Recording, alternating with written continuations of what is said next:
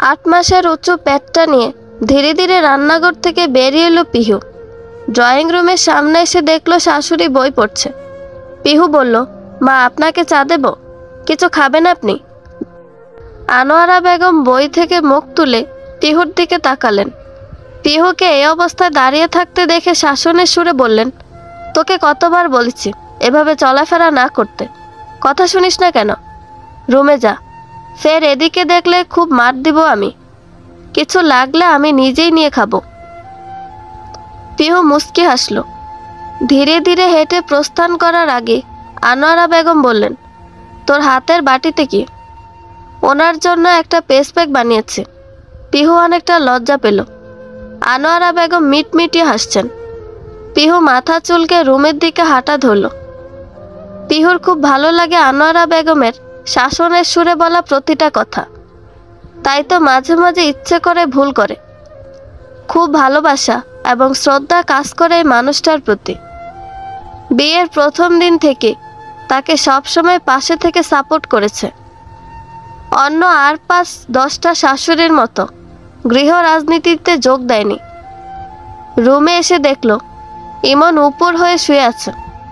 পিহু রেগে গেল। এই লোকটা একটুও শুধরাবে না।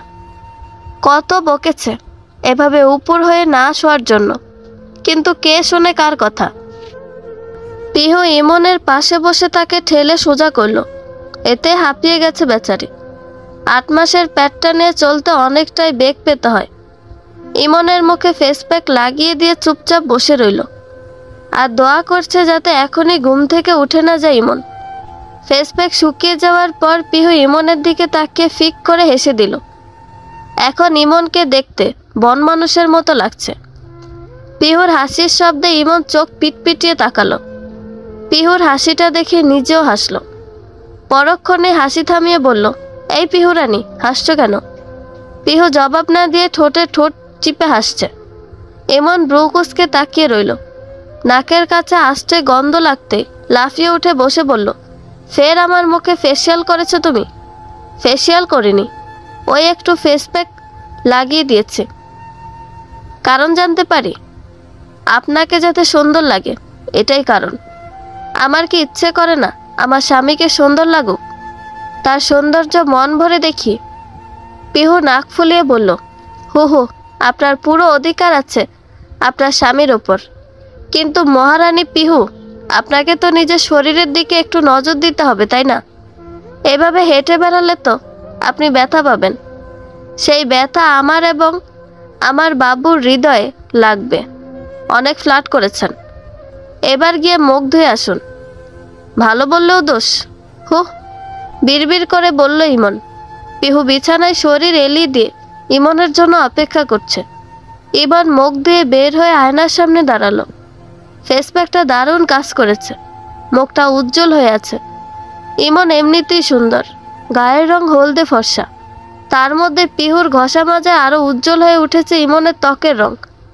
ইমনের তুলনায় পিহুর গায়ের রং অনেক চাপা, মধ্যম পর্যায়ে শ্যামলা বলা চলে। পিহু পলকহীন তাকিয়ে আছে ইমনের দিকে। গায়ের সাদা শার্টে আরো সতেজ লাগছে মানুষটাকে। পিহু নিজের ভারী পেটটা নিয়ে উঠে বসলো। বিছানা থেকে নামতে চাইলে ইমন তড়িঘড়ি করে এগিয়ে এলো পিহুর দিকে। নিজের মুখটা পিহুর দিকে বাড়িয়ে দিয়ে বলল, এই নাও, নিজের কাজ করো। তবু এই শরীর নিয়ে বেশি নড়াচড়া করো না মহারানী। আপনি কিভাবে বুঝলেন আমি এখন এরকম কিছুই চাইছিলাম? লাজুক হাসলো পিহু। তুমি তো আমার হৃদয়ের রানী, তোমার মনের কথা আমি বুঝবো না তো কে বুঝবে?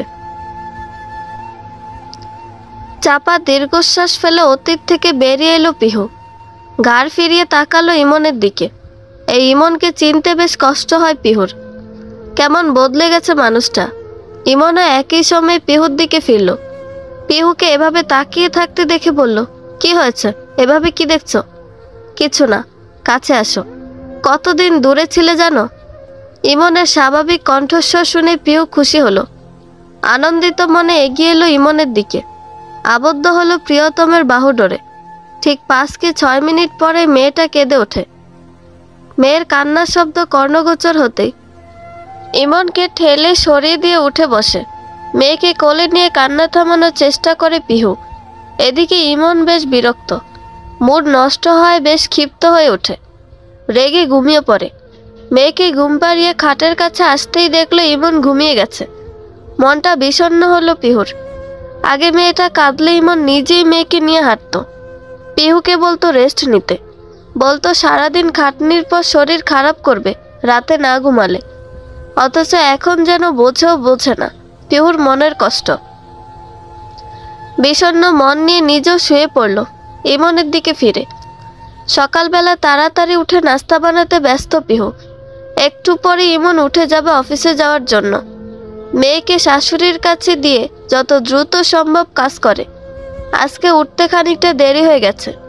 গতকাল রাতে মেয়েটা বেশ জ্বালিয়েছে, তাই তো ঠিকমতো ঘুমাতে পারেনি বেচারি। ইমনকে টেবিলে আসতে দেখে তড়িঘড়ি করে চায়ের কাপে চা ঢালতে গিয়ে হাত পুড়িয়ে ফেলল।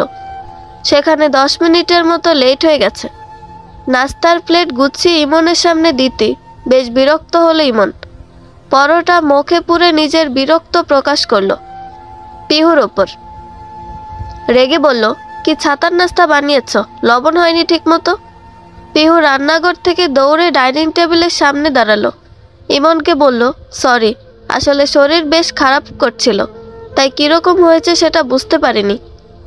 সারাদিন ঘরে কি এমন কাজ করো যে শরীর খারাপ করে তোমার? যখনই বাসায় আসি তখনই শুনি তোমার শরীর খারাপ। তোমার শরীর ভালো থাকে কোন দিন? রাগ করবেন না প্লিজ, আপনি একটু বসুন, আমি এক্ষুনি আপনার জন্য নুডলস করে আনছি। 5 মিনিট লাগবে শুধু।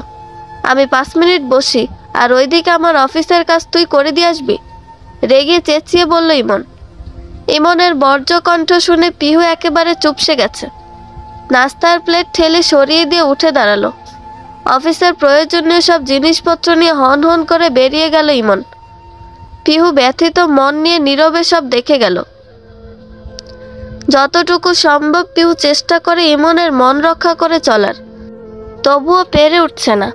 আজকে তো কেঁদেই ফেলেছে বেচারি, এখন মন খারাপ করে বারান্দায় দাঁড়িয়ে আছে। ইমন আজ ঘুরতে যেতে চেয়েছিল। পিহু নিজেও খুব খুশি ছিল। রেডি হয়ে বের হওয়ার সময় মেয়েটা প্রস্রাব করে দিল ইমনের সাথে। ইমন রেগে বলল, মেয়েকে ডায়পার পরালি না কেন? দেখ তো, প্রস্রাব করে ভিজিয়ে দিয়েছে। বিরক্ত হয়ে বলল ইমন, ইস, একদম ভুলে গেছিলাম। ইস্পিতা এখন অল্প স্বল্প খাবার খেতে পারে, ওর প্রস্রাব না পাক। আপনার তো গোসল করা লাগবে, আমি সব রেডি করে দিচ্ছি, আপনি তাড়াতাড়ি গোসল সেরে আসুন। তুই আসলেও কোনো কাজের না, অশান্তি ছাড়া আর কিছুই দিতে পারিস না তুই আমাকে। রেগে গিয়ে বলেই ফেলল ইমন। পিহু একেবারেই থমকে গেছিল, শুধু চেয়ে দেখেছিল ইমনের চলে যাওয়া। ইমন যাওয়ার পরে নিজের মনকে বেশ বকেছে, কেন সে ভুলে গেল এই বিষয়টা। সব ঠিকঠাকই ছিল, শুধু নিজের বেখেয়ালিপনার কারণেই মানুষটা রেগে বেরিয়ে গেছে। নিজেকে বকেও শান্তি পায়নি পিহু, মনটা একদম ভেঙে গেছে। বারান্দায় দাঁড়িয়ে কেঁদে ফেলেছে। সে কি একটু সুখ দিতে পারেনি ইমনকে? কিভাবে এটা বলল ইমন? আজকাল পিহুকে নিজের আশেপাশে দেখলেই রাগ উঠে যায় ইমনের, সাথে বেশ বিরক্ত বোধ হয়। নিজেকে খুব অসুখী লাগে।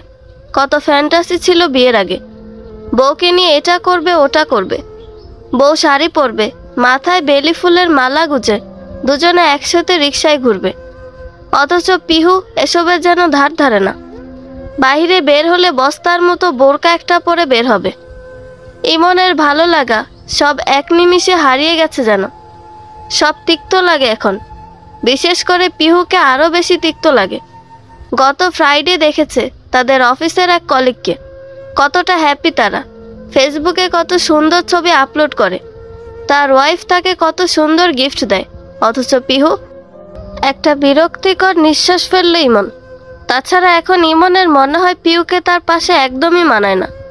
এই তো সেদিন অফিস শেষে সবাই মিলে রেস্টুরেন্টে খেতে গিয়েছিল, ইমনও ছিল সেখানে। খাওয়া দাওয়া শেষের দিকে এক পর্যায়ে ইমনের সাথে কাজ করে লিজা নামের এক মেয়ে কলিগ প্রপোজ করে ইমনকে।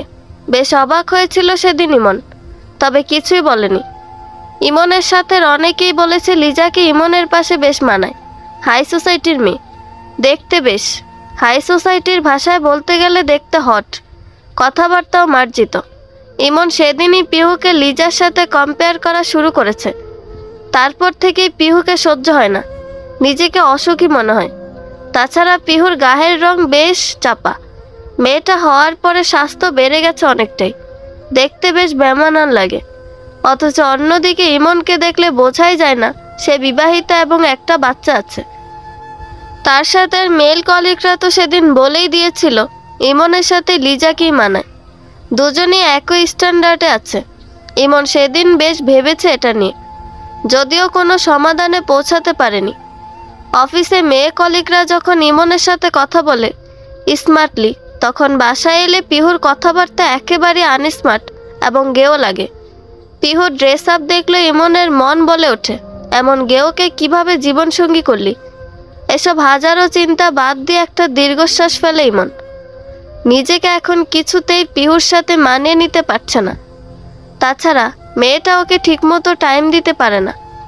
যখনই একান্ত কিছু সময় কাটাতে চায়, তখনই কোনো না কোনো কাজ এসে পড়বে, অথবা মেয়েটা কেঁদে উঠবে, অথবা মায়ের সেবার কথা মনে পড়বে।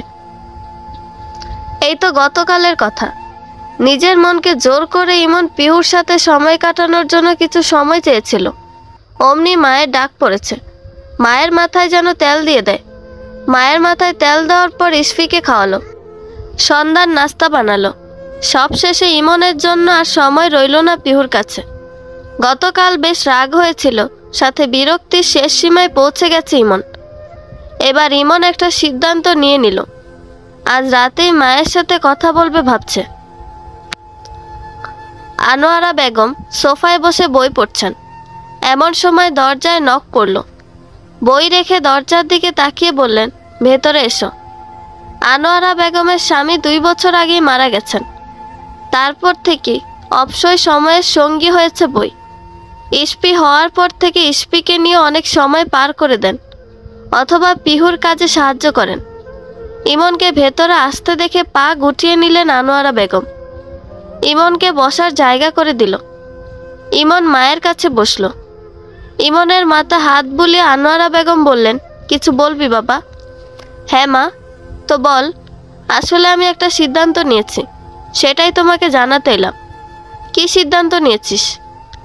আসলে মা, আমি মাসনা করতে চাই। আনোয়ারা বেগম অবাক হলেন। অবাক হয়ে বললেন, হঠাৎ এই সিদ্ধান্ত? অনেক ভেবেই সিদ্ধান্ত নিয়েছে। আমি দ্বিতীয় বিয়ে করতে চাই। পিহুও থাকবে, সমস্যা নেই। আনোয়ারা বেগম গম্ভীর স্বরে বললেন, একজ্যাক্ট কারণ জানতে চাই, যেটার ওপর ভিত্তি করে এমন সিদ্ধান্ত নিয়েছো তুমি। ইমন কিছুক্ষণ চুপ থেকে লম্বা শ্বাস টেনে নিয়ে বলতে শুরু করলো, মা, পিহু আমার স্ট্যান্ডার্ডেরই না, চলাফেরাও কেমন গেও টাইপের। তাছাড়া সে আমাকে সময় দিতে পারে না। যখনই আমি একটু সময় চাই, তখনই সে কাজে ব্যস্ত হয়ে পড়ে। রাতেও ঠিকমতো সময় দেয় না। হয় পিহু ক্লান্ত থাকে, আর নয়তো ইস্পিকে নিয়ে পড়ে থাকে। আমি যেন ওর জীবনে ফেলনা ছাড়া কিছুই না। ওর এসব অবহেলা আমি তিক্ত হয়ে গেছি। আমার কত ফ্যান্টাসি ছিল, কিন্তু পিহু সেসবের কিছুই পূরণ করতে পারেনি। তাই আমি দ্বিতীয় বিয়ে করতে চাই। এখন তুমি পারমিশন দিলেই হবে। আমি নিজের পছন্দের কাউকে বিয়ে করতে চাই। আনোয়ারা বেগম কিছুক্ষণ চুপ করে রইলেন। তারপর ছেলের দিকে তাকিয়ে বললেন, ঠিক আছে, তোমাকে আমি পারমিশন দিলাম। তবে আমার একটা শর্ত আছে। কি শর্ত? আগামী 1 সপ্তাহের জন্য ছুটি নিবে অফিস থেকে। সারাদিন পিহু যেসব কাজ করে, আগামী 1 সপ্তাহ তুমি সেসব কাজ করবে। অর্থাৎ ঘরের সব কাজ তোমাকে করতে হবে। বাজার থেকে শুরু করে রান্না বান্না, ঘর মোছা, কাপড় ধোয়া, এভরিথিং। এমনকি ইস্পিকেও তুমি রাখবে। পিহুকে আমি আমার কাছে রাখবো। সব কাজ শেষ করে যদি তুমি এক্সট্রা টাইম বের করে নিতে পারো, তাহলে তুমি দ্বিতীয় বিয়ে করতে পারো নির্দ্বিধায়। রাজি আছো? এটা কেমন শর্ত মা? এটাই আমার শর্ত। শর্ত মোতাবেক সব করলে দ্বিতীয় বিয়ের জন্য তোমাকে বাধা দেব না। এখন তুমি ভাবো তুমি কি করবে। ঠিক আছে, আমি শর্তে রাজি। যাও এখন। আর হ্যাঁ, তোমার দ্বিতীয় বিয়ের ব্যাপার যেন পিহুর কানে না যায়। ইমন বেরিয়ে এলো রুম থেকে। শর্তটা কঠিন মনে হয়নি তার কাছে। মনে হচ্ছে এসব আর কি এমন কাজ, 1 নিমিষেই করে নিতে পারবে। রুমে এসে ঝটপট করে অফিসের বসের কাছে ফোন দিয়ে ছুটি চেয়ে নিল আগামী 1 সপ্তাহের। রাতে সবার খাওয়া দাওয়া শেষে পিহু ইস্পিকে খাইয়ে দিল।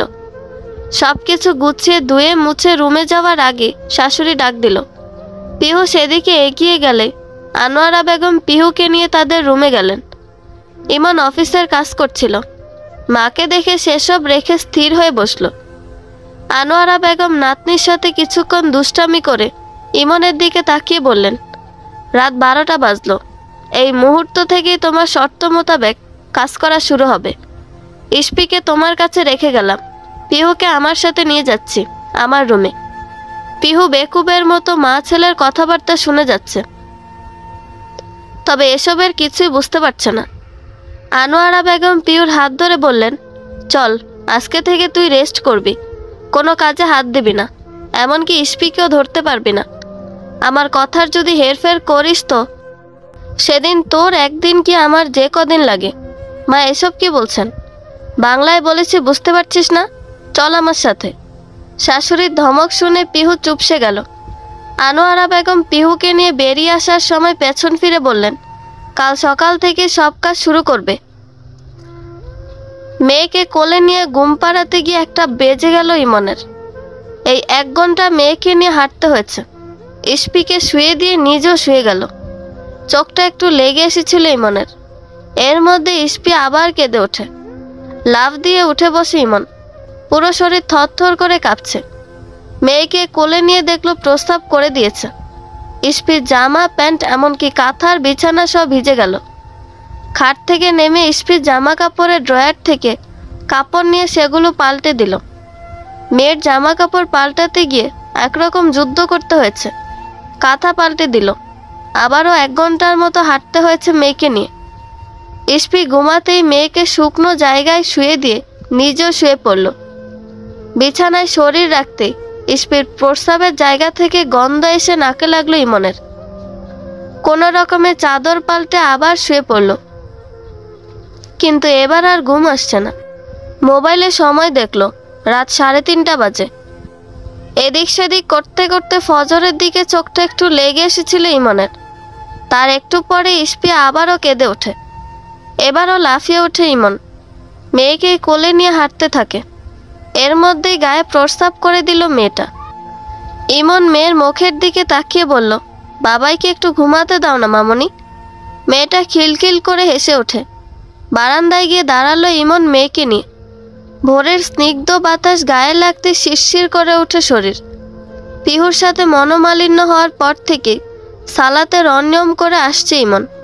আজও তার ব্যতিক্রম হলো না। তাছাড়া এখন সালাতে দাঁড়ালে কিছুতেই সালাতে মন দিতে পারে না। কি সব হাবিজাবি চিন্তা আসে। আগের মতো সে অনুভূতি কাজ করে না সালাতে দাঁড়ালে। 6টার দিকে ইস্পি চিৎকার করে কাঁদতে লাগলো।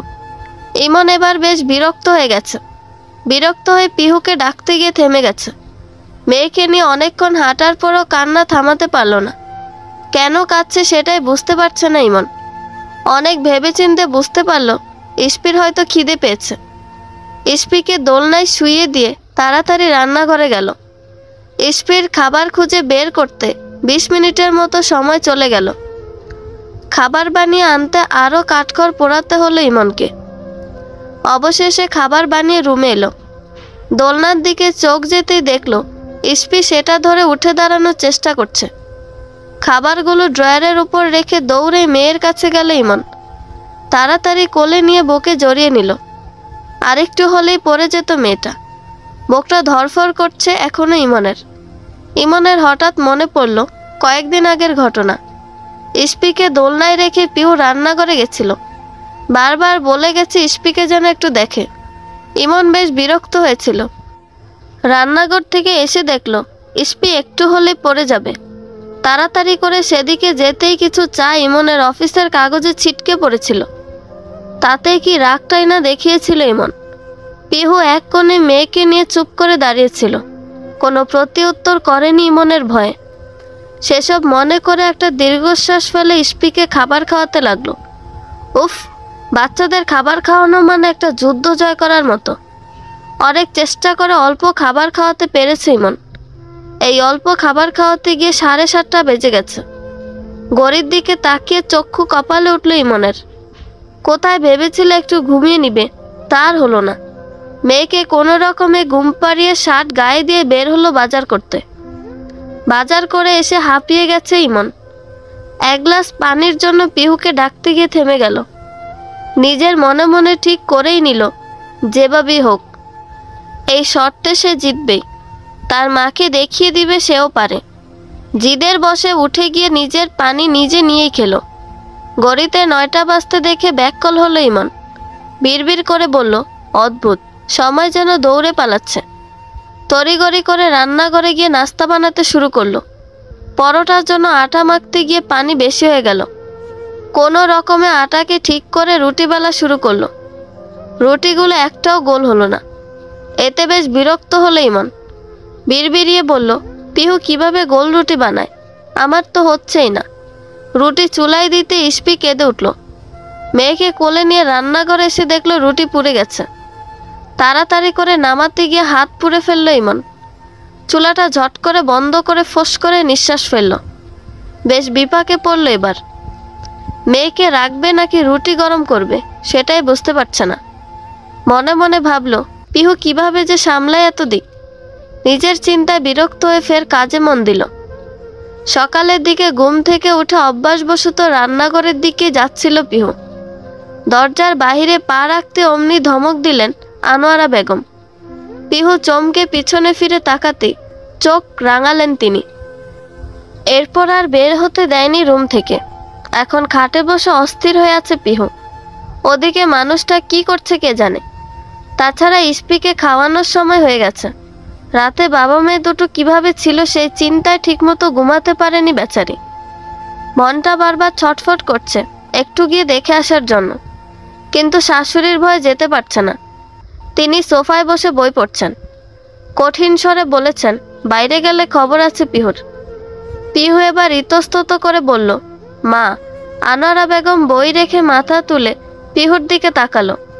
পিহু গাবড়ে গেছে, তবুও সাহস সঞ্চয় করে বলল, হঠাৎ করে ওনার কি হয়েছে, আর আপনিই বা কেন ওনাকে দিয়ে কাজ করাচ্ছেন? আকল লোপ পেয়েছে, সেটাকে সঠিক জায়গায় নিয়ে যাওয়ার জন্য এই পথ বেছে নিতে হয়েছে আমাকে। মানে? তোর এত মানে বুঝে লাভ নেই। রাতে তো ঘুমাসনি, এখন ঘুমিয়ে পড়। ও, নাস্তা করা তো বাকি আছে, নাস্তা করে তারপর ঘুমাবি। কথাগুলো বলতে বলতে তিনি উঠে দাঁড়ালেন। দরজার কাছে দাঁড়িয়ে হাঁক ছেড়ে বললেন, আজকে কি নাস্তা পাবো নাকি উপোস থাকতে হবে?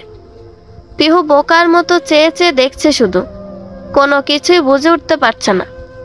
ইমন ঘেমে নিয়ে নাস্তার প্লেট টেবিলে রেখে তার মাকে বলল, নাস্তা রেডি, তোমরা খেতে এসো। আনোয়ারা বেগম পিহুকে নিয়ে গিয়ে টেবিলে বসলেন। পিহু একবার ইমনের দিকে একবার আনোয়ারা বেগমের দিকে তাকাচ্ছে। আনোয়ারা বেগম পিহুর প্লেটে পরোটা তুলে দিয়ে নিজেও নিলেন। ইমন একপাশে কাচুমাচু করে দাঁড়িয়ে আছে। তার মা একবারও তাকে বসতে বলছে না, তাই খারাপ লাগছে। ইমন অবচেতন মনেই নিজেকে প্রশ্ন করল, পিহুকেও তো কখনো আমার পাশে বসতে বলি না, তখন কি ওর এরকমই খারাপ লাগে? এসব ভেবে ইমন পিহুর দিকে তাকালো। মুখটা মলিন হয়ে আছে মেয়েটার। মনের মধ্যে একরাশ মায়া কাজ করলো ইমনের। অপরক্ষণে আবার এসব ভাবনা চিন্তা ফেলে নিজের লক্ষ্যে ফোকাস করলো। আনোয়ারা বেগম পরোটা মুখে দিয়ে মুখ কুঁচকে ফেললেন। চোখ রাঙিয়ে তাকালেন ইমনের দিকে। ইমন খানিকটা ভরকে গেল। আনোয়ারা বেগম চিবিয়ে চিবিয়ে বললেন, কি ছাতার নাস্তা বানিয়েছিস, লবণ হয়নি? এটাকে পরোটা বলে? তেলে ডুবিয়ে রেখেছিস, আর পরোটা একরকম মানচিত্র হয়ে গেল কেমন করে? ভাজিতে ঝাল দিয়ে ভরিয়ে রেখেছিস, লবণের ছিটে ফোটাও নেই। মুখে বড় বড় কথা বলিস, কাজের বেলায় ফাফর। ইমন একেবারে বাকরুদ্ধ হয়ে গেল। এটা তার মায়ের কোন রূপ দেখছে সে? এতটা রুড ব্যবহার। খাবার যে খারাপ হয়েছে সেটাই দেখলো। এটা কেন দেখলো না সে অনেক কষ্টে এসব বানিয়েছে? ইসমিকে সামলে নাস্তা বানাতে বেশ বেগ পেতে হয়েছে, এটা কেন বুঝতে চাইছে না? হঠাৎই ইমনের চোখে পানি চিকচিক করে উঠল। খুব খারাপ লেগেছে তার মায়ের ব্যবহার। বলল, মা, ইসমিকে সামলে নাস্তা বানাতে হয়েছে। তাছাড়াও একটু পরপর কেঁদে উঠছিল। কি থেকে কি করেছে বুঝতেই পারিনি। একটা বাচ্চাও তোর দ্বারা সামলানো যায় না। সারাদিন তো শুয়ে বসেই কাটিয়ে দিস। এখন যত নখরা করছিস, ইমন এবার একেবারে স্তব্ধ হয়ে গেল।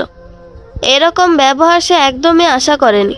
ভেবেছিল তার মা বুঝবে রান্না খারাপ হওয়ার কারণ, কিন্তু তিনি তো বুঝতেই চাইছেন না।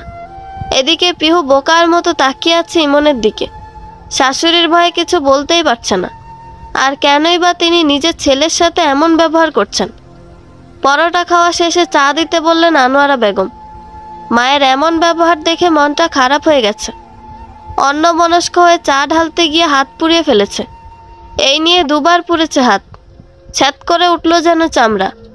তাড়াতাড়ি সিঙ্কের কল ছেড়ে পানির নিচে হাত ধরে রাখল। চা নিয়ে তার মায়ের সামনে দিতেই তিনি বেশ বিরক্ত প্রকাশ করে বললেন, সামান্য চা আনতে এতক্ষণ লাগে? কিভাবে যে সংসার সামলাবি কে জানে। আমার হাত পুড়ে গেছিল মা।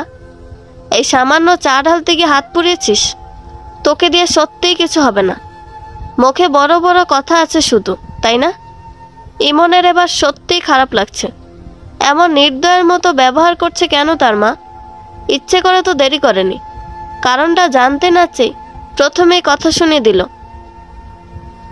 দুইবার হাত পুড়েছে, তা আবার একই জায়গায়। কিভাবে সহ্য করবে সে? কিন্তু মুখে কিছু বলতে পারল না ইমন। কেমন যেন ভেতর থেকে কথা আসছে না। কিছু বললেই এই বুঝি আরো কথা শুনতে হবে, এই ভয়ে। চায়ের কাপে চুমুক দিয়ে এক ঢোক মুখে নিয়ে ছুঁড়ে ফেলে দিলেন আনোয়ারা বেগম। অগ্নি চোখে তাকালেন ইমনের দিকে। ইমন মনে মনে সত্যিই ভয় পাচ্ছে। আবার কি হলো? আনোয়ারা বেগম বললেন, কি বানিয়েছিস এটা? এটা চা নাকি শরবত? চিনির পুরো ডিব্বা উপর করে ঢেলে দিয়েছিস নাকি? চা বানানোর সময় ইস্পি কাঁদছিল, তাই তাড়াহুড়ো করতে গিয়ে চিনি বেশি পড়ে গেছে। আরও আগে ঘুম থেকে উঠে কাজ করতে পারিস না? মা, ইস্পি রাতে ঠিকমতো ঘুমাতে দেয়নি। সারাদিন তো পরে পরে ঘুমাস, কোন কাজটাই ঠিকমতো করিস? আনোয়ারা বেগম আরও কথা শুনিয়ে চলে গেলেন। ইমনের কান্না পেয়ে গেল। চা কেন খারাপ হয়েছে সেটা তো জানিয়েছে, তবুও কেন এত রুড হলো তার মা? কেন একটুও বুঝতে চাইছে না? ভীষণ খিদে পায় ইমন তাড়াতাড়ি খেতে বসে গেল। খাবার মুখে দিয়ে বুঝলো আসলেই খাওয়ার যোগ্য হয়নি, তবুও গিলে নিল। এছাড়া তো উপায় নেই। অল্প খাওয়ার পরে পেট জ্বলতে শুরু করলো। খালি পেটে ঝাল নাস্তা পড়ায় জ্বলে যাচ্ছে। ঢকঢক করে পানি খেয়েও কমলো না জ্বালা, যেন আরো বেড়ে গেছে। রাগে দুঃখে ইমন চায়ের কাপে চুমুক দিতেই ঠোঁট পুড়িয়ে ফেলল। তার মধ্যে আবার ইস্পি কেঁদে উঠল। রাগটা আরো বেড়ে গেল। নিজের রাগ দমন করে মেয়েকে কোলে নিয়ে দেখলো ইস্পি হাগু করে দিয়েছে। চোখ বন্ধ করে লম্বা নিঃশ্বাস নিল। এবার কোনো রকমে মেয়েকে পরিষ্কার করে নিল। এদিকে আবার দুপুর হয়ে আসছে, রান্না চড়াতে হবে তো। দুপুরে রান্নার জন্য সবজি কাটতে বসলো ইমন। আলু কুচি করতে গিয়ে বৃদ্ধাঙ্গুলি কেটে গেছে, সেই সাথে কালো দাগ পড়েছে আঙুলে। মাছ ভাজতে গিয়ে তেলের ছিটা হাতে পড়তে লাফিয়ে উঠল ইমন। রাগ লাগছে তার, বেশ বিরক্ত হলো। সামান্য একটা আবদার করেছিল সে, তার বদৌলতে এসব পোহাতে হচ্ছে এখন। মেনে নিলে সমস্যাটা কই ছিল? এসব চিন্তা করে রাগ করে মাছ উল্টাতে গিয়ে অনেকখানি তেলে ছিটা পড়ল হাতে। তাড়াতাড়ি করে বেসিনে পানি ছেড়ে হাতটা সে পানির মধ্যে ধরে রাখলো। যাক, একটু জ্বালা কমলো। তবে ফোসকা পড়ে গেছে হাতে। রান্না চড়াতে গিয়ে এবার সত্যি এমন অসহায় পড়ল। রান্না কিভাবে করতে হয় সেটা না জেনে এমন শর্ত কি করে মেনে নিল সে? কত বড় গাধা হলে এমন করতে পারে মানুষ? নিজের ওপর রাগটা তিরতির করে বাড়তে থাকলো। খুশির ঠেলায় তখন এসব কাজকে কাজই মনে হয়নি, কিন্তু এখন মনে হচ্ছে এই কাজ তার দ্বারা সম্ভব না। দুপুরে খাবার খাওয়ার সময় মায়ের কাছ থেকে আরেক দফা কথা শুনতে হলো ইমনের, তবু চুপ ছিল। নিজে খেতে গিয়ে বুঝতে পারল এই খাবার খাওয়ার যোগ্য না আসলেই, তাই আর খেতে পারল না।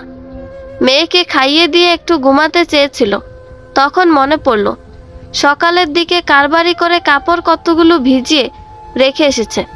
ঘুমানো আর হলো না, সেই কাপড় ধুতে হলো। এর মধ্যে সন্ধ্যা হয়ে গেল। ইসমি চিৎকার করে কাঁদছে। ইসমিকে কোলে নিয়ে বেশ অনেকক্ষণ হাঁটল। এর মধ্যে দুইবার প্রস্রাব করে ভিজিয়ে দিয়েছে ইমনকে। সেসব পাল্টে নতুন কাপড় পরালো মেয়েকে। ঝুড়িতে উকি দিয়ে দেখলো ইসমির অনেক কাপড় জমেছে। চোখ বড় সড়ো করে নিল ইমন। মেয়েটা একদিনে এত কাপড় নষ্ট করে? আর সেসব পিহু প্রতিদিন ধোয়। একটা চাদর আর ইসমির 2টা কাঁথা ধুতে গিয়ে তার নাজেহাল অবস্থা হয়েছে, সেখানে মেয়েটা কিভাবে এত কাপড় একদিনে ধোয়? এসব হাজারো চিন্তা ভাবনার মাঝে রাতের খাবার তৈরি করলো। ফের একচোট বকা শুনলো মায়ের কাছ থেকে। নিজের ঘরে নিজেকে পর মনে হচ্ছে ইমনের, আর খেতে পারল না সে। ইসমিকে সামলাতে গিয়ে তখনই বুঝলো মেয়েটা রাতে বেশি জ্বালায়, দিনে ঘুমিয়ে থেকে রাতে আর ঘুমায় না। এভাবে করতে করতে রাত অনেক পার হয়ে গেল। সকালে ঘুম থেকে উঠলো মেয়ের চিৎকারে। উঠে দেখলো মেয়েটার খিদে পেয়েছে। কোনো রকমে হাত মুখ ধুয়ে ইসমির খাবার বানালো। মেয়েকে খাইয়ে দিয়ে যেই না একটু বসেছে, অমনি ইসমি বমি করে দিল। ইমন আহাম্মকের মতো মেয়ের দিকে তাকিয়ে আছে। সে আসলে বুঝতে পারছে না এই মুহূর্তে তার অনুভূতিটা, তবে ভীষণ বাজে রকমের অনুভূতি অনুভব হচ্ছে।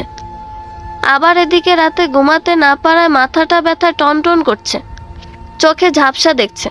শুতে চাইলেও পারল না, কারণ ইসমি দুষ্টামি করছে। হামাগুড়ি দিয়ে বারবার খাটের কিনারায় চলে যাচ্ছে, যার কারণে প্রহরীর মতো পাহারা দিতে হচ্ছে মেয়েকে। সকালে নাস্তা বানাতে না পারার কারণে ইমন মায়ের কাছ থেকে বকা শুনল, তবে স্বাভাবিক বকা নয়, যা তা বকা। মায়ের এমন রূপ দেখে মনটা ভেঙে টুকরো টুকরো হয়ে গেছে। আজ রাতে ইসপি তাড়াতাড়ি ঘুমিয়ে গেল। আকাশটা আজ স্বচ্ছ। ইমন বারান্দায় দাঁড়িয়ে আকাশের দিকে তাকিয়ে আছে। 3 দিন পার হয়েছে তার শর্তের। গত 3 দিনের অভিজ্ঞতা থেকে সে অনেক কিছু উপলব্ধি করেছে। আকাশে জ্বলতে থাকা মিটি মিটি তারাদের দিকে তাকিয়ে আছে আর ভাবছে অনেক কিছুই। পিহুর বাবা মা নেই, মামার বাসায় বড় হয়েছে, সেখানে কখনোই কদর পায়নি। যখন এবারই এলো, মায়ের ভালো ব্যবহার দেখে মেয়েটা প্রায় খুশিতে গদগদ হয়ে যেত। ইমনকে জীবনসঙ্গী হিসেবে পেয়ে কতটা খুশি ছিল। সারাদিন দৌড়ঝাঁপ করতো তার আর মায়ের পিছনে। বাসায় এলে এটা সেটা এগিয়ে দিত। ইমনের পছন্দের খাবারগুলো এনে সামনে দিয়ে মিষ্টি করে হাসত। আসলে এটা ছিল একটা বাহানা মাত্র, ইমনের একটু কাছাকাছি থাকার। কারণ যখনই পিহু ইমনের পছন্দের কিছু রান্না করেছে, তখনই সে অনেকখানি আদর করেছে পিহুকে। সেই আদর পাওয়ার আশায় এত কিছু করতো মেয়েটা। যেদিন বাবা হবে শুনেছিল, কি খুশিটাই না হয়েছিল ইমন। ইমনের খুশি দেখে পিহু অনেক খুশি হলো। মেয়েটা যেন স্বামীর আনন্দে আনন্দ খুঁজে পেত। পিহুর খেয়াল রাখা আরো বেড়ে গেল ইমনের। মেয়েটা হওয়ার পর তো পারলে পিহুকে কোলে নিয়ে হাঁটে এমন অবস্থা ছিল। পিহু লজ্জায় গুটিয়ে যেত, তবে মেয়েটা ভীষণ খুশি হতো। ইমন দীর্ঘশ্বাস ফেলে। তার জীবনের সবচেয়ে বড় ভুল ইসলামী শরিয়া থেকে সরে যাওয়া। আল্লাহর প্রদত্ত দিন থেকে সরে যাওয়ার পরপরই পিহুর সাথে সংসারটা জটিল মনে হলো। ভুলে গেল রবের বাণী, ভুলে গেল পরনারীর দিকে চোখ পড়লেই দ্রুত নামিয়ে নিতে হবে। ভুলে গেল পরনারীর সাথে আকর্ষণীয় ভঙ্গিতে কথা বলা ঠিক নয়। কেউ আকর্ষণীয় ভঙ্গিতে কথা বললে যদি সেটা মনে প্রভাব ফেলে, তাহলে দ্রুতই নিজের স্ত্রীর দিকে মনোযোগী হবে। ভুলে গেছিল এসব আদেশ, ভুলে গেছিল মানহাজ, নফসের অনুসরণ করে বসেছিল। তাই তো তিক্ততা এসে ভর করেছিল মনে। আসলে হালাল এবং হারাম কখনো একসাথে থাকতে পারে না। যদি কোনো একটা মনে গেড়ে বসে, তাহলে অপরটার সাথে দূরত্ব বাড়ে। যেই হৃদয় গান শুনে অভ্যস্ত, সেই হৃদয় কখনোই কোরআনের তিলাওয়াত শুনে মুগ্ধ হয় না। যে পুরুষ অন্য নারীর রূপে মুগ্ধ, সেই পুরুষ কখনোই নিজের স্ত্রীর রূপে মুগ্ধ হয় না। মনটা কেঁদে উঠল ইমনের, সাথে ছটফট করে উঠল। অনেক বড় ভুল করেছে সে, অনেক বড় ভুল সিদ্ধান্ত নিয়েছিল সে। ক্ষমা চাইতে হবে তার, আগে রবের কাছে, তারপর পিহু এবং মায়ের কাছে। ওয়াশরুমে গিয়ে আয়নার সামনে দাঁড়ালো ইমন। নিজের প্রতিবিম্বের দিকে তাকিয়ে দীর্ঘশ্বাস ফেলল। গত 3 দিন একটানা রান্নাঘরে থাকায় ত্বকের উজ্জ্বলতা কিছুটা ম্লান হয়েছে। আর পিহুও তো দিনের পর দিন রান্নাঘরে কাটায়। হৃদয়টা আর্তনাদ করে উঠে ইমনের।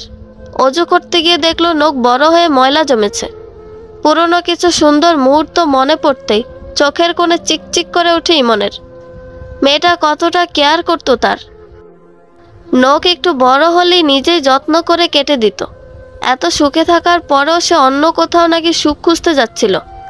আসলে সুখে থাকলে ভূতে কিলায়, কথাটা সত্যি হলো ইমনের ক্ষেত্রে। 2 রাকাত সালাত পড়ে নিল ইমন। এখন কিছুটা হালকা লাগছে, মাথা থেকে বিয়ের ভূতটা নেমে গেছে। সে এরকম কিছু করতে চেয়েছিল, এটা মনে হলে নিজেকে কষে কয়েকটা থাপ্পড় লাগাতে ইচ্ছে করে। পিহুর কাছে ক্ষমা চাইলেই মনটা আরও শান্ত হবে এবং মাকে বলতে হবে সে দ্বিতীয়বারের মতো বিয়ে করবে না, এটা কোনোদিন মাথায় আনবে না। সকালবেলা মায়ের রুমে নক করল ইমন। আজ শর্তের 5 দিন। আনোয়ারা বেগম ছেলেকে দেখে ব্রু কুঁচকে ফেললেন। ইমন ইতস্তত করে বলল, মা তোমার সাথে কিছু কথা বলতে চাই। কি কথা? মানে শর্তের ব্যাপারে? এখন কোনো কথা শুনবো না, শর্ত মোতাবেক 1 সপ্তাহ শেষ হলে এসো। মা আসল বললাম তো যাও, এখন কিছুই শুনবো না। ইমন চুপচাপ প্রস্থান করলো। আনোয়ারা বেগম সোফায় বসে মাথাটা পেছনে এলিয়ে দিলেন। যাক, অবশেষে ছেলেটা সুবুদ্ধি হয়েছে। তিনি জানেন ইমন আজ কি বলতে এসেছে। ইচ্ছে করে শুনেননি সেসব। তিনি চান ইমন আরও উপলব্ধি করুক। নাস্তার টেবিলে আজও বকা শুনল মায়ের। আজ আর মন খারাপ হলো না ইমনের। শান্তভাবে মায়ের দিকে তাকিয়ে আছে। আজ মায়ের প্রতি ভীষণ শ্রদ্ধা এবং ভালোবাসা কাজ করছে। খুব গর্ব হচ্ছে, কারণ সে একজন আদর্শ মা পেয়েছে। সঠিক সময়ে যদি তার মা তার লাগাম টেনে না ধরত, তাহলে আজ জীবনটা নরকে পরিণত হতো। সত্যি সে কৃতজ্ঞ তার মায়ের প্রতি। পিহুর সামনে খিচুড়ির প্লেট রাখতে বিস্ময় নিয়ে ইমনের দিকে তাকালো পিহু। ইমন শান্ত নয়নে পিহুর দিকে তাকিয়ে আছে। পিহু কিছু বলতে চাইলো, কিন্তু শাশুড়ি মায়ের দিকে তাকিয়ে কিছুই বলল না। তবে মনে মনে খুশি সে, যদিও সে এখনো জানে না এসবের কিছু। খুশিটা পিহুর চোখে মুখে ভেসে উঠেছে। আনোয়ারা বেগম আর চোখে তাকিয়ে চুপ করে রইলেন।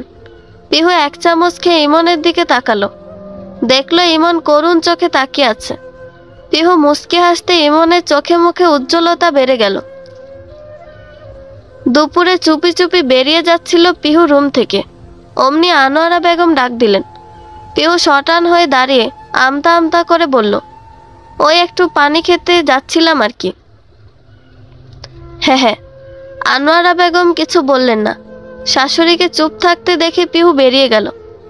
রান্নাঘরে এসে দেখলো ইমন হাত ধরে দাঁড়িয়ে আছে। তাড়াতাড়ি করে ইমনের কাছে গিয়ে হাতটা নিজের 2 হাতের মুঠোয় নিয়ে বলল, ইস কতখানি পুড়ে গেছে। ছুটে রুমে এলো পিহু। অয়েন্টমেন্ট নিয়ে দৌড়ে এলো ইমনের কাছে। যত্ন করে মলম লাগিয়ে দিয়ে বলল, আপনি একপাশে দাঁড়ান, আমি করে দিচ্ছি বাকি কাজ। মা দেখলে বকবে, তাড়াতাড়ি করে দেব মা আসার আগে। ইমন শান্ত হয়ে বসে রইল। পিহুকে দেখছে। এই মেয়েটাকে এত কষ্ট দেওয়ার পরও এত ভালো ব্যবহার করে কিভাবে? পিহুর সাথে করা সেসব তিক্ত ব্যবহারগুলো মনে পড়তে ইমনের চোখ জ্বালা করে ওঠে। সে আজ অনুতপ্ত, ভীষণভাবে অনুতপ্ত। তার কথার জন্য, তার আচরণের জন্য, তার ওই সিদ্ধান্তটার জন্য। রাত 2টো বাজে। পিহু আস্তে ধীরে উঠে পা টিপে টিপে রুম থেকে বেরিয়ে এলো। দরজা আস্তে করে চাপিয়ে দিয়ে একটা স্বস্তির নিঃশ্বাস নিল। যাক, মা টের পায়নি।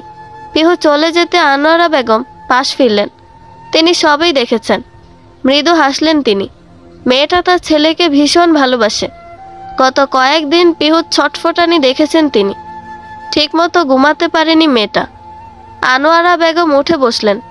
পিহুর সাথে করা ইমনের প্রতিটা ব্যবহার তিনি লক্ষ্য করেছেন আগে থেকেই। শুধু চুপ ছিলেন সুযোগের আশায়, কারণ তখন ইমনের মন এমনিতেই বিগড়ে ছিল। শাসন করলে আরও বিগড়ে যেত, তাই সুযোগ বুঝেই কাজ করেছেন। তিনি ইচ্ছে করে ইমনকে পিহুর জায়গায় এনে দাঁড় করিয়েছেন, যাতে করে সে নিজেই উপলব্ধি করতে পারে পিহুর পরিশ্রম। ছেলের সাথে এমন রুড ব্যবহারে তিনি নিজেও কষ্ট পেয়েছেন, কিন্তু কঠোর ছিলেন কারণ তিনি বোঝাতে চেয়েছেন ছেলেকে তার এমন রুড ব্যবহারে পিহুর ভেতরটা কতটা জর্জরিত হয়। পাশাপাশি রবের কাছে অসংখ্য দোয়া করেছেন ছেলেটার হেদায়েতের জন্য। আনোয়ারা বেগম দীর্ঘশ্বাস ফেললেন। ইমনের বাবাও পিহুর মতো কেয়ারিং ছিল। সবসময় হাসি খুশি থাকতো মানুষটা, আর এত দুষ্টামি এবং দুষ্টু কথা বলতো যেগুলো শুনলে হাসতে হাসতে পেট ব্যথা হওয়ার উপক্রম। কিন্তু তিনি সবসময় বিরক্ত প্রকাশ করতেন স্বামীর প্রতি। কেন যেন মানুষটাকে পছন্দ হতো না, কিন্তু ওই পাশের মানুষটা কখনোই বদলায়নি। নিঃস্বার্থে ভালোবেসে গেছেন। যখন মানুষটার ভালোবাসা উপলব্ধি করতে পারল, অনুভূতিগুলো বুঝে উঠতে চাইল, তখনই মানুষটা ছেড়ে চলে গেছেন। আনোয়ারা বেগম চোখ বন্ধ করতে এক ফোঁটা পানি গড়িয়ে পড়ল। আজ নিজেকে খুব একা একা লাগে। মানুষটাকে খুব করে চায় পাশে, অথচ আজ সে পাশে নেই। নিজেকে খুব অপরাধী লাগে। ঠিক একই ভুল করতে যাচ্ছিল ইমন। পিহুর ভালোবাসার মূল্যায়ন না করে অন্য কোথাও ভালোবাসা, সুখ খুঁজতে যাচ্ছিল। এই পাশের মানুষটার অনুভূতির সাথে পরিচিত না হয়ে দূরে ঠেলে দিচ্ছিল। তাই তো আগে ভাগেই তিনি ইমনের লাগাম টেনে ধরলেন, যাতে করে তার মতো করে আফসোস করতে না হয় ছেলেকে। ইমন নিজের ভুল বুঝতে পারলে সে তার বাবার মতোই হবে, এটা আনোয়ারা বেগম বিশ্বাস করেন। পিহু নিজেদের রুমের সামনে দাঁড়িয়ে দেখল ইমন মেয়েকে কোলে নিয়ে হাঁটছে। চোখে মুখে হাজারো ক্লান্তি, বারবার নেতি আসছে, কিন্তু মেয়েটা কিছুতেই ঘুমাচ্ছে না। পিহু তাড়াতাড়ি রুমের ভেতরে গিয়ে ইস্পিকে কোলে নিয়ে বলল, ইস্পিকে আমি রাখছি, আপনি একটু ঘুমান। তুমি না ঘুমিয়ে এখানে কি করছো? আর এখানে এসেছো মা দেখেনি? মা ঘুমিয়েছিল, লুকিয়ে বেরিয়েছি। তুমি ঘুমাবে না? সারাদিনে অনেক ঘুমিয়েছি, এখন একটু জাগলে কিছু হবে না, আপনি ঘুমান। ইমন চুপচাপ গিয়ে শুয়ে পড়ল। আধ বোঝা চোখে পিহুর দিকে তাকিয়ে আছে। অনেকদিন পর মেয়েকে কাছে পাওয়ায় বউকে জড়িয়ে রেখেছে। মেয়েটাও কেমন শান্ত আর চুপ হয়ে গেছে। ইমনের খারাপ লাগলো দৃশ্যটা দেখে। নিজের ফ্যান্টাসি জগতে এতই ডুবে গেছিল যে মেয়েটাকে পর্যন্ত সময় দেয়নি। নিজের মেয়েকেও অবহেলা করেছে। ক্লান্ত থাকা ইমনের চোখে তন্দ্রা নেমে এলো। সেই সাথে বেশ কিছু স্বপ্ন সাজাতে শুরু করলো তার পিহু রানী এবং মেয়েকে নিয়ে। ইমন ঘুমিয়ে যাওয়ার একটু পরে ইস্পিও ঘুমিয়ে গেল। ইস্পিকে ইমনের পাশে শুয়ে দিতেই ইমন ঘুমের ঘোরে ইস্পিকে কাছে টেনে নিল। পিহু বেশ অবাক হলো। গত 5 দিনে ইমনের অভ্যাস হয়ে গেছে ঘুমের ঘোরে ইস্পিকে খোঁজে। ইমনের মাঝে আগের সবকিছু ফিরে এসেছে দেখে পিহু মৃদু হাসলো। উঠে এসে ইমনের পাশে বসলো। চুলে হাত বুলিয়ে দিতে ইমন নড়েচড়ে আরো গভীর ঘুমে তলিয়ে গেল। পিহু ইমনের দিকে এক নজরে তাকিয়ে আছে। এই কয়েকদিনই লোকটার ত্বক কেমন ফ্যাকাশ হয়ে গেছে। পিহুর এটা মোটেও ভালো লাগে না। ইমনের হাত নিজের হাতের মুঠোয় নিয়ে দেখলো হাতের নখ বড় হয়েছে এবং ময়লা জমেছে। সেই সাথে আঙুলের মাথায় কালো দাগ, কাটা দাগ, পোড়া দাগ স্পষ্ট দেখা যাচ্ছে। পিহু কিছু একটা ভেবে উঠে রান্নাঘরে গেল চুপি চুপি। 10 মিনিট পর মুখে হাসি নিয়ে বেরিয়ে এসেছে। রুমে এসে ইমনের পাশে বসে একটু হাসলো, তারপর ব্রাশের সাহায্যে ফেস প্যাক লাগিয়ে দিল মুখে। ইমনের দিকে তাকিয়ে মিটি মিটি হাসতে লাগলো পিহু। ইমনের ঘুম অনেক ভারী, সহজে উঠবে না পিহু জানে, তাই এসব করছে। ড্রয়ার থেকে নেল কাটার নিয়ে হাতের নখ কেটে দিল। পায়ের কাছে বসে পায়ের নখ কেটে দিয়ে উঠে দাঁড়ালো। মুস্কি হেসে রুমাল ভিজিয়ে এনে শুকিয়ে যাওয়া ফেস প্যাক মুছে নিল। ড্রেসিং টেবিলের ওপর থেকে সানস্ক্রিন, নাইট ক্রিম এবং বেজলিন নিয়ে ইমনের পাশে বসলো। ইমনকে বেশ জ্বালিয়ে এসব কিনেছে পিহু, নিজের জন্য নয়, প্রিয় মানুষটার জন্য। প্রেগনেন্সির সময় রাতে পিহুর তেমন ঘুম আসতো না, তাই বসে বসে ইমনের ত্বকের ঘষা মজা করত। মাঝে মাঝে তো মেয়েদের মতো সাজিয়ে দিত। সকালে উঠে ইমন এসব দেখেই সে কি রাগ দেখাতো, নাক ফুলিয়ে রাখতো। আর এদিকে পিহু মিটি মিটি হাসতো। শেষ পর্যন্ত ইমন আর না পেরে নিজেও হুহা করে হেসে দিত। সেসব দিনের কথা ভেবে পিহু একটা দীর্ঘশ্বাস ফেলল। সব কাজ শেষে ইমনের দিকে তাকিয়ে দেখলো এখন মানুষটাকে স্নিগ্ধ লাগছে। পিহু ঝুঁকে এলো ইমনের মুখের উপর। সকালবেলা 8টার দিকে ইমনের ঘুম ভাঙলো। সময় দেখে বেশ আটকে উঠল। এত সময় কিভাবে ঘুমালো সে? তাছাড়া ইস্পি তো প্রতিদিন 5টা অথবা 5:30টার সময় কেঁদে ওঠে। আজ এত নীরবতা দেখে খানিকটা অবাক হলো। তড়িঘড়ি করে পাশে তাকিয়ে দেখলো ইস্পি নেই। অনেক ঘাবড়ে গেছে ইমন। লাফ দিয়ে নামলো খাট থেকে। এই কয়েকদিন ইস্পিকে নিজের কাছে রাখায় মায়া অনেক বেড়ে গেছে মেয়ের প্রতি। ইস্পিকে তো এখন চোখে হারায়। ইমন বিছানার অপর পাশে মেঝেতে দেখলো মেয়ে পড়ে গেছে কিনা, সেখানেও নেই। মুখটা কেঁপে ওঠে, ভুলেই গেল বাড়িতে আরো দুজন মানুষ আছে। দোলনায় চেক করে দেখলো ইস্পি দোলনায় ঘুমাচ্ছে। ইমন স্বস্তি পেল, কোলে নিয়ে বুকে জড়িয়ে পুরো মুখে চুমু দিল। হৃৎপিণ্ড এখনো ধকধক করছে। সকালের নাস্তা এখনো বানানো হয়নি মনে হতেই ইস্পিকে রেখে কোনো রকমে হাত মুখ ধুয়ে রুম থেকে বেরিয়ে গেল। রান্নাঘরে গিয়ে আরেক দফা অবাক হলো, সব রান্না করা আছে। ইমন বুঝে গেল এটা পিহুর কাজ। সে কষ্ট পাক এটা মোটেও সহ্য করতে পারে না পিহু। ইমন বেশ অনুতপ্ত হলো, সাথে বিষণ্ণ হলো মন। সে মেয়েটাকে কত কষ্ট দিয়েছে, যা তা ব্যবহার করেছে, দিনের পর দিন ইগনোর করেছে, অথচ মেয়েটা একটুও রাগ করেনি, না করেছে অভিমান। ইমন সিদ্ধান্ত নিল আজকে সে তার পিহুরানির কাছে ক্ষমা চাইবে। এখন স্নিগ্ধ বিকেল, চারপাশে পাখির কিচিরমিচির ডাক শোনা যাচ্ছে, মাঝে মাঝে মৃদু হাওয়া বইছে। ইমন মেয়েকে নিয়ে ছাদে এসেছে প্রকৃতি উপভোগ করতে। এই কয়েকদিনে সে আয়না দেখা তো দূরে থাক, খাওয়া দাওয়া করতে হয়েছে দৌড়ের ওপর। এত কাজ এই ছোট্ট সংসারটায়, আর সে কিনা দিন রাত পিহুকে কথা শুনিয়েছে। সেসব ভেবে ফের মন খারাপ হলো।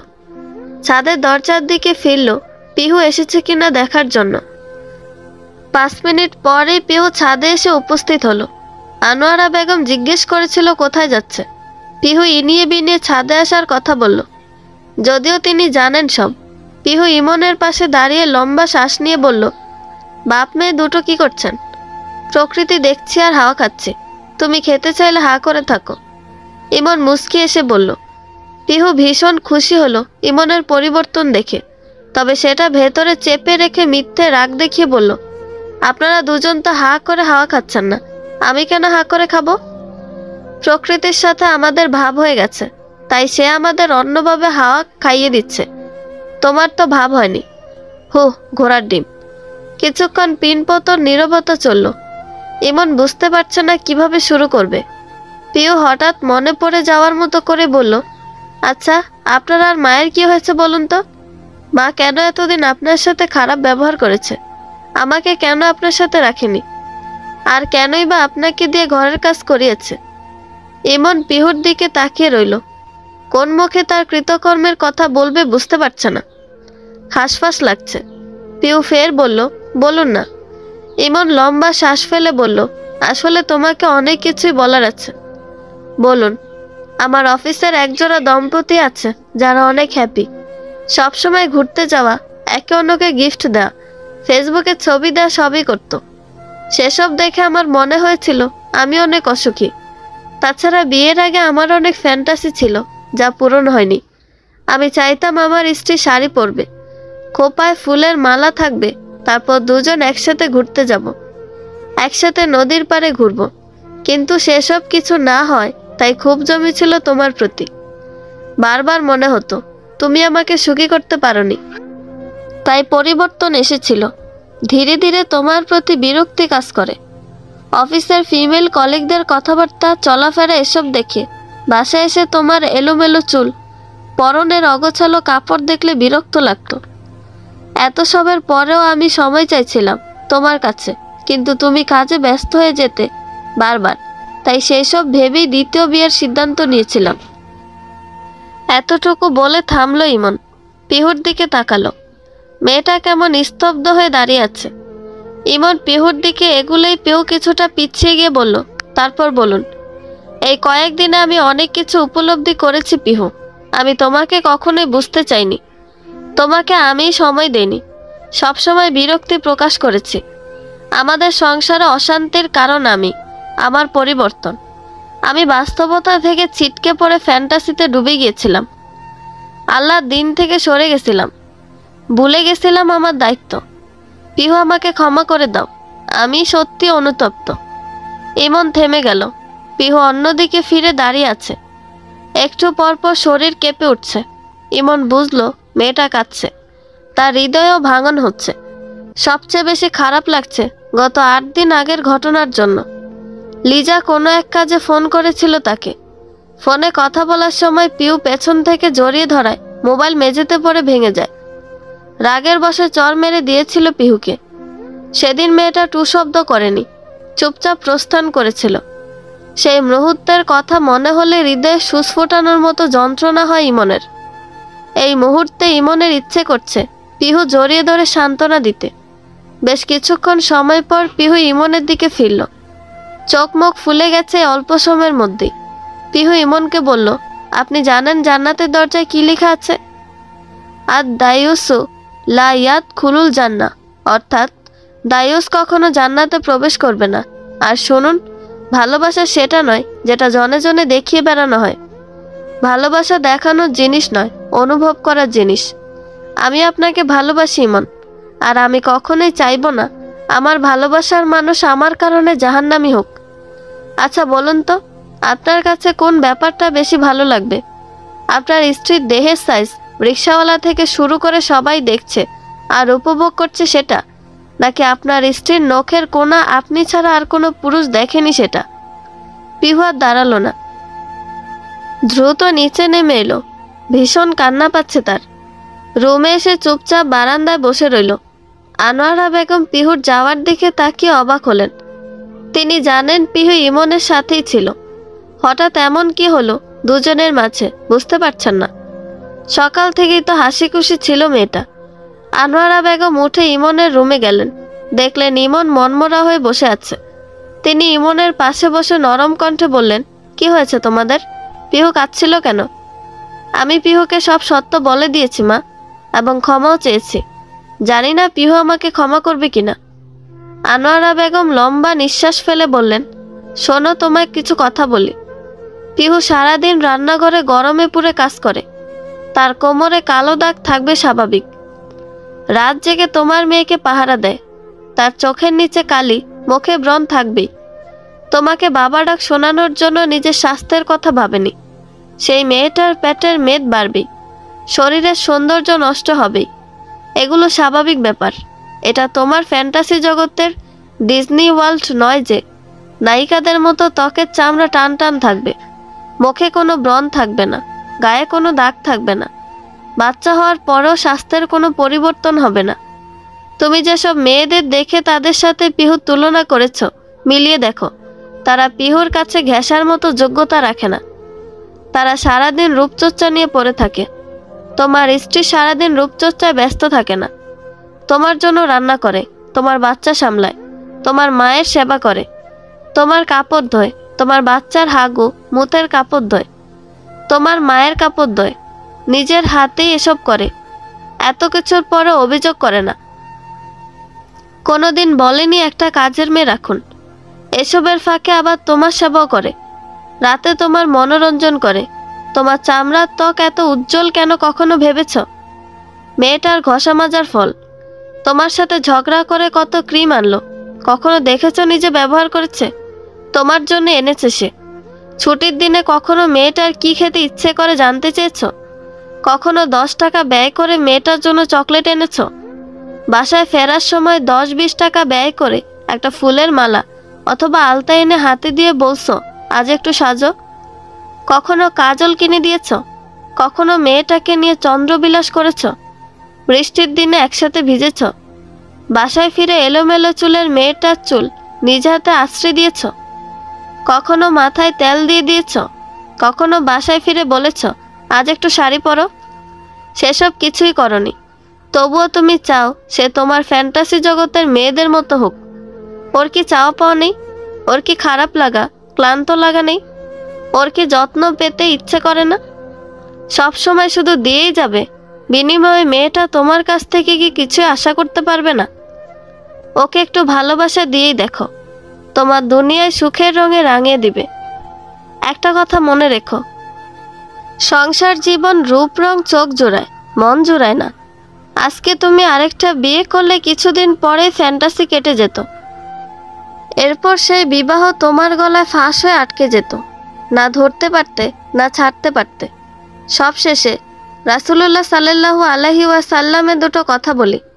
তোমাদের মধ্যে সেই সবচেয়ে বেশি উত্তম যে তার স্ত্রীর কাছে উত্তম। পৃথিবীর সব দামি সম্পদের চেয়েও একজন পুরুষের কাছে সবচেয়ে দামি হলো দিনদার আদর্শ স্ত্রী। হীরা পেয়েছো তুমি, সময় থাকতে মূল্য দাও। আজ পুরো একদিন হয়ে গেল পিহু ইমনের সাথে কথা বলে না, এমনকি মায়ের রুম থেকেও বের হয় না। খাবার সময় মায়ের সাথে এসে খেয়ে চলে যায়, ইমনের দিকে ফিরেও তাকায় না। পিহুর একদিনের অবহেলা ইমনের মন যেন ভেঙে টুকরো টুকরো হয়ে গেছে। আর সে তো প্রায় 6 মাসের বেশি সময় মেয়েটাকে অবহেলা করেছে। কেমন লেগেছে মেয়েটার তখন? এসব ভেবেই চোখ বন্ধ করে নিল ইমন। চোখের কার্নিশ বেয়ে নোনা জল গড়িয়ে পড়ল। ইস্পি বাবার বুকের উপর বসে খেলছে, আধো আধো স্বরে বাব্বা বলে ডাকছে। ইমন সেটা খেয়াল করে উঠে বসলো, মেয়েকে 2 হাতের মাঝে নিয়ে বলল, আবার বলো তো মা, বাব্বা বাব্বা। মেয়ের মুখে বাবা ডাক শুনে খুশিতে জড়িয়ে ধরল। মেয়েকে সামনে এনে পুরো মুখে চুমু দিল, সামনে বসিয়ে বলল, মা বলো তো, মা মা। ইমন মেয়েকে জড়িয়ে ধরে হঠাৎই ডুকরে কেঁদে ওঠে। আজ পিহুকে খুব মিস করছে, খুব মানে খুব। সে কিভাবে পারলো তার পিহুরানীকে কষ্ট দিতে, কিভাবে পারলো? বাবার কান্না দেখে ইস্পি আবার বলল, বাব্বা। কাঁধে কারো হাতের স্পর্শ পেয়ে ইমন মাথা তুলে সেদিকে তাকালো।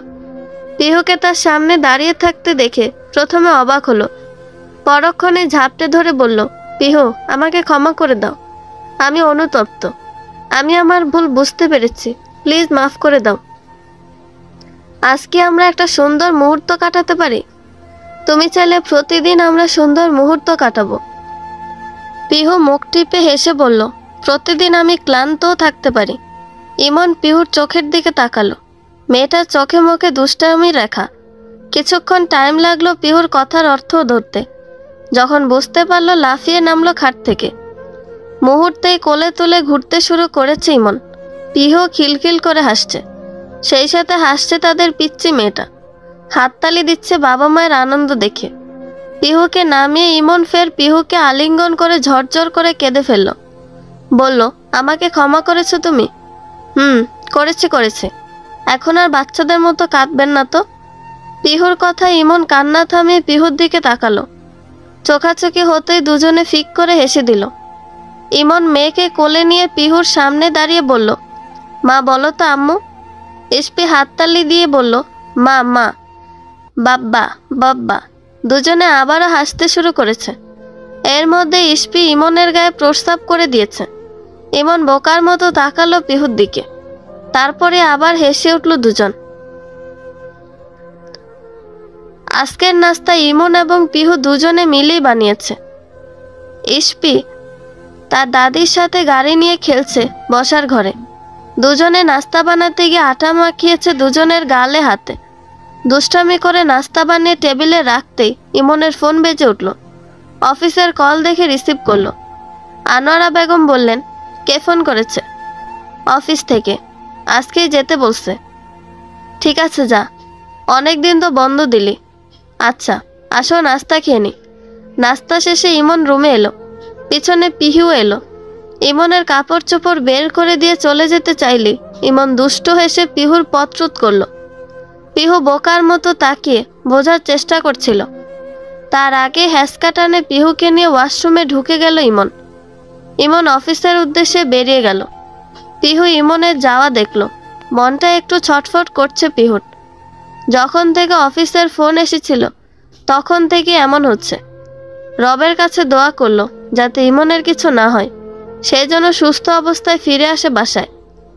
এদিকে অফিসে এসে ইমন জানতে পারলো লিজাকে এমডি করা হয়েছে। ইমন আলতো হেসে পাশ কাটিয়ে চলে এলো। এসবে তার কিছু যায় আসে না। আজকে মেয়ে কলিগদের কিছুটা এড়িয়ে চলেছে। দুপুরের দিকে ক্যান্টিনে খাবার খাওয়ার সময় লিজা ইমনের পাশে এসে বসেছিল কথা বলার জন্য। ইমন সৌজন্যতার হাসি দিয়ে মোবাইলে ব্যস্ত হয়ে গেল। খেতে খেতে পিউর সাথে কথা বলেছে, মেয়ের সাথে কথা বলেছে। অন্য দিনের তুলনায় আজ নিজেকে খুব ফুরফুরা লাগছে ইমনের। অফিস শেষে নিচে নেমে হাঁটতে লাগলো ইমন। সামনের টং দোকানের সামনে তাদের অফিসের বিখ্যাত সেই কাপেলকে দেখতে পেল, তবে আজ তারা জোড়া নেই। ইমন সেদিকে এগিয়ে যেতে লোকটা বলল, আরে ইমন ভাই যে, কেমন আছেন? আছি আলহামদুলিল্লাহ ভালো, আপনি? তাছাড়া আপনি আজ অফিস এলেন না যে? অফিস ছেড়ে দিয়েছি, আর বলছেন ভালো থাকার কথা। জীবনটা ধ্বংস করে দিয়েছে ওই কালনাগিনী। মানে আপনারা তো অনেক হ্যাপি কাপল ছিলেন, তাই না? এগুলো সবই লোক দেখানো ছিল। বস্তুত আমি কখনোই সুখ পাইনি ওর সাথে থেকে। সব সময় শুধু আমার টাকা উড়িয়েছে। আব্বা আম্মার সাথে যা তা ব্যবহার করেছে। আমাকে বলেছে আমি আমার বাবা মাকে বৃদ্ধাশ্রমে রেখে আসতাম। কত ঠাট বেডির চিন্তা করছেন। তাই বললাম আমার আব্বা আম্মা যাবে কেন, যাইতে হলে তুই যা। কিছুদিন আগেই চলে গেল। পুরুষ মানুষ কখনোই তার স্ত্রীকে অন্য পুরুষের সাথে সহ্য করতে পারে না।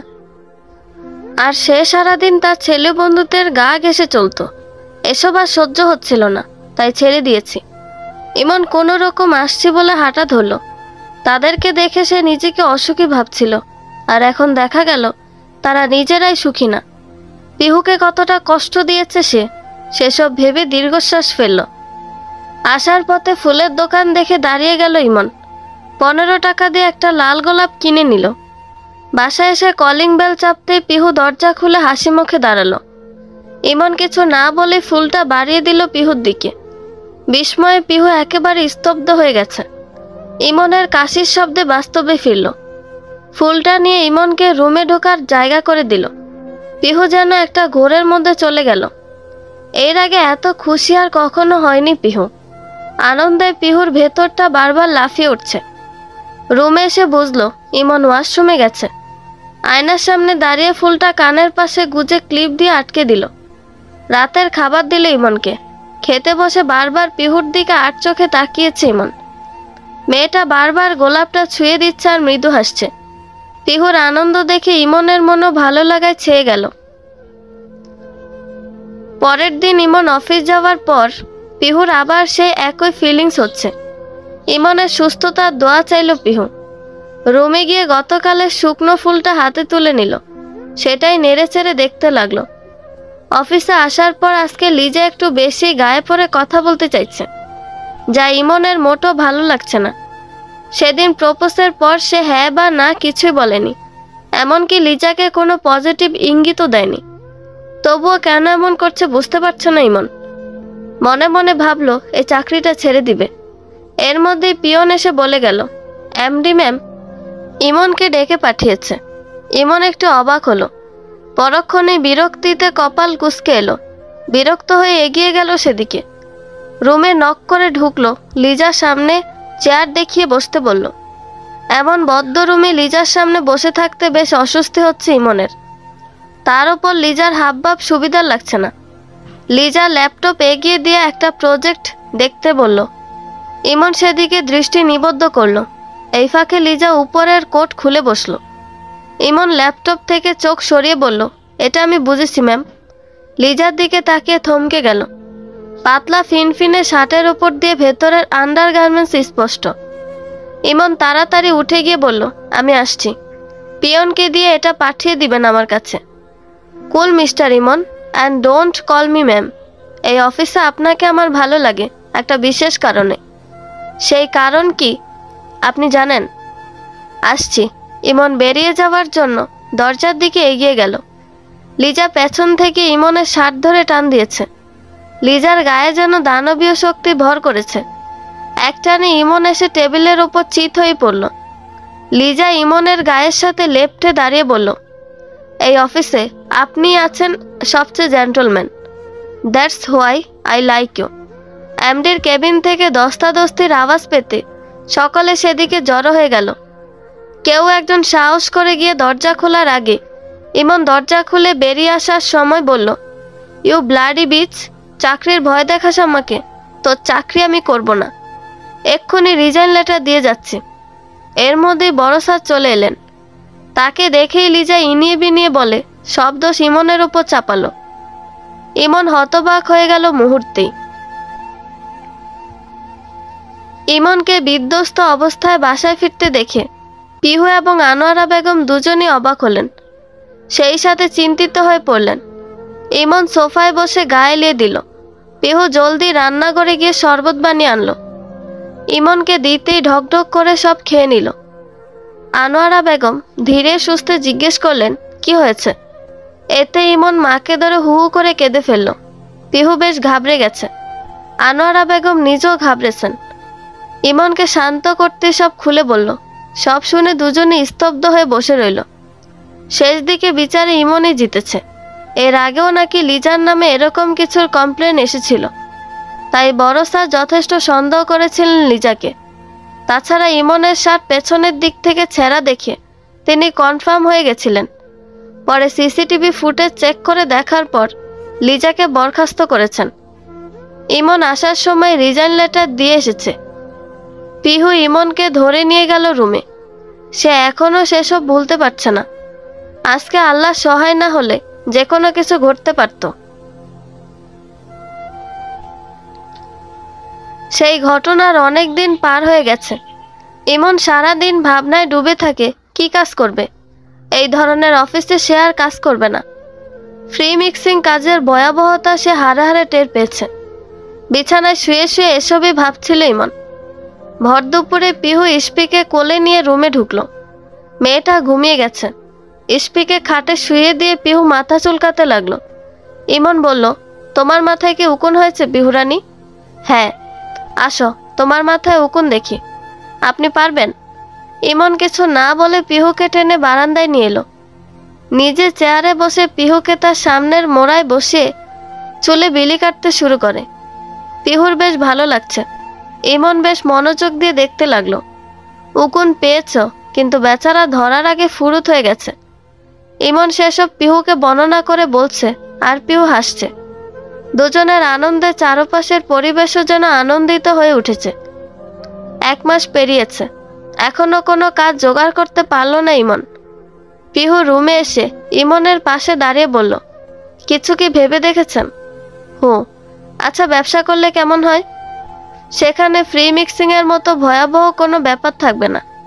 হ্যাঁ, এটা বেশ ভালো আইডিয়া। কি ব্যবসা করবেন?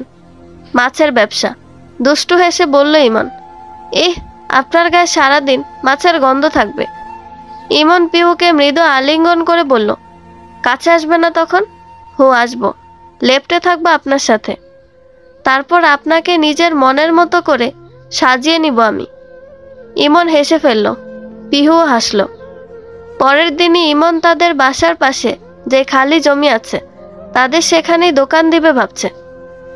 মায়ের সাথে কথা বলে তার চাচাদের সাহায্যে কাজে নেমে পড়ল। 1 মাসের মধ্যে সব কমপ্লিট। ইমন সত্যিই মাছের ব্যবসা শুরু করেছে। সুন্দর করে লাইটিং করেছে দোকান, বড় বড় ডিপ ফ্রিজ বসিয়েছে। যারা জাহাজে করে মাছ আনে তাদের সাথে কন্ট্যাক্ট করেছে। সবশেষে কিছুদিনই হলো ব্যবসা শুরু করে দিয়েছে। অবশেষে একটা হালাল ব্যবসা শুরু করতে পেরেছে, এতে অনেক খুশি ইমন। রবের কাছে অনেক শুকরিয়া জানায় সে এবং তার পরিবার। যদিও ব্যবসা তেমন একটা ভালো চলে না, তবুও ইমনের বিশ্বাস একদিন তার ব্যবসার খুব উন্নতি হবে। রাতে বাসায় ফিরে খাওয়া দাওয়া শেষে পিহু এবং মেয়েকে সোফায় বসিয়ে দিল ইমন। নিজে তাদের পায়ের কাছে বসে আলতার প্যাকেট বের করলো। পিহু বিস্মিত হয়ে বলল, আলতা? তোমার খুব পছন্দের জিনিস এনেছি। আপনি কিভাবে জানলেন? তুমি হচ্ছে আমার হৃদয়ের রানী। তোমার মনের খবর আমি না জানলে কে জানবে? খুশিতে পিহুর চোখে নোনা পানি চিকচিক করে উঠল। ইমন যত্ন করে আলতা লাগিয়ে দিল পিহুর পায়ে, তারপর লাগালো মেয়ের পায়ে। ইস্পিকে কোলে নিয়ে পিহুর হাত টেনে নিয়ে গেল ছাদে। আজকে তারা 3 জনে চন্দ্রবিলাস করবে। ইমনের ব্যবসার এখন কিছুটা উন্নতি হয়েছে। 2 জন স্টাফ রেখেছে, সেই সাথে অনলাইনেও ব্যবসা শুরু করেছে। অল্প স্বল্প যা আয় হয় তাতেই তাদের ছোট্ট সংসার চলে যায় সুন্দরভাবে। আজকে ইমন দোকানে যায়নি, বাসায় ছিল। দুপুরে খাওয়া দাওয়ার পর মা মেয়েকে সাজতে বলে সে রান্নাঘরে গেল। সব কাজ শেষে রুমে এসে দেখলো দুজনে সেজে বসে আছে। ইমন মুচকি এসে বারান্দার দরজা খুলল। সকাল থেকে বন্ধ করে রেখেছিল এবং ধারা জারি করেছিল পিহুর জন্য, যাতে করে এখানে সে প্রবেশ না করে। ইমন মাঝারি সাইজের বক্স বারান্দায় নিয়ে সব সাজিয়ে দুজনকে আসতে বলল। পিহু বারান্দায় এসে অবাক হয়ে গেল। খুশিতে হেসে ফেলে পরেই আবার কেঁদে ফেলল। ইমন পিহুকে এক পাশ থেকে জড়িয়ে ধরে বলল, পিহুরানি, কাঁদছো কেন? আপনি কিভাবে বুঝলেন আমার কিছুদিন ধরে ফুচকা খেতে ইচ্ছে করছিল? বললাম না তুমি আমার হৃদয়ের রানী, তোমার মনের কথা আমি না জানলে কে জানবে? পিহু ফের হেসে দিল। ইমন বারান্দায় ছোট গোল একটা টেবিল বসিয়েছে। টেবিলের ওপর সাদা কাপড় বিছিয়ে সেখানে কিছু ফুল ছড়িয়ে দিয়ে ফুচকার আইটেম সাজিয়েছে। দুই পাশে দুইটা চেয়ার। ইসমি হাততালি দিয়ে হাসছে। বারান্দায় গ্রিলগুলো লতা ফুল দিয়ে সাজিয়েছে। এক কথায় বারান্দাটা অসাধারণ দেখাচ্ছে। পিহু মনে মনে যেমন চাইতো তেমনই। ইমন একটা চেয়ার টেনে দিয়ে বলল, please ma'am, sit here. Pihu মুচকি এসে এগিয়ে গিয়ে চেয়ারে বসলো। ইমন ইসমিকে অন্য চেয়ারে বসিয়ে দিল। ইমন মাথায় গামছা বেঁধে ফুচকা তৈরি করে পিহুর বাটিতে তুলে দিয়ে বলল, নিন ম্যাম, খেয়ে দেখুন কেমন হয়েছে। আপনি বসবেন না? না, আজকে আমি আপনাদের দুজনের জন্য ফুচকাওয়ালা। আরেকটা ফুচকা অর্ডার করুন ম্যাম। পিহু খিলখিল করে হেসে দেয়। মায়ের দেখা দেখি ইসমিও হাসে। সেই সাথে যেন হেসে ওঠে বারান্দা অবস্থান করা প্রতিটা রং বেরঙের ফুল। বারান্দার বাইরে গাছের ডালে কোকিল ডাকছে মধুর সুরে। এই বুঝি বসন্ত এসে গেছে। দায়ুস অর্থ যেই পুরুষ তার মা, বোন, স্ত্রী, কন্যাকে বেপরদায় চলতে দেয়। বন্ধুরা, গল্পটি সমাপ্ত এখানে। গল্পটি ভালো লেগে থাকলে একটা লাইক করে দিবেন এবং গল্প সম্পর্কে কোনো মতামত জানানোর থাকলে কমেন্ট করতে পারেন। নতুন নতুন আরও গল্প শোনার জন্য চ্যানেলটি সাবস্ক্রাইব করে পাশেই থাকবেন। ধন্যবাদ সবাইকে। ভালো থাকবেন।